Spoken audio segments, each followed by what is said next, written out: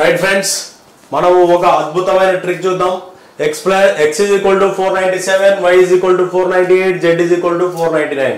అయితే ఏమంటా x square plus y square plus z square minus xy minus yz minus zx is equal to ఎంత అని question ఇచ్చాడు. ఇట్లాంటి దానికి మనము చేయాల్సినది జనరల్ గా పోకూడదు, షార్ట్ కట్ మెథడ్ లో అద్భుతమైన ట్రిక్ చెప్తా చూడు. ఫస్ట్ మనం ఈ రెండింటి మధ్య డిఫరెన్స్ చెక్ చేసుకోవాలి. డిఫరెన్స్ ఎంత ఉంది? +1. మరి ఈ రెండింటి మధ్య డిఫరెన్స్ ఎంత ఉంది? +1.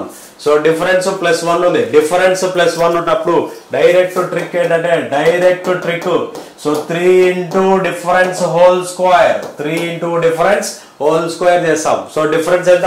1. 3 into 1 square ఎంత? 3 is our answer. So option 2. ఇంతే సింపుల్ ట్రిక్ ఫాలో అవ్వాలా. ఇట్లా ట్రిక్స్ ఫాలో అయితేనే మనకు జాబ్ వస్తుంది. ఇట్లాంటి అద్భుతమైన ట్రిక్స్ చాలా ఉంటాయి మన దాంట్లో. సో యాప్ డౌన్లోడ్ చేసుకోండి, పర్చేజ్ చేయండి.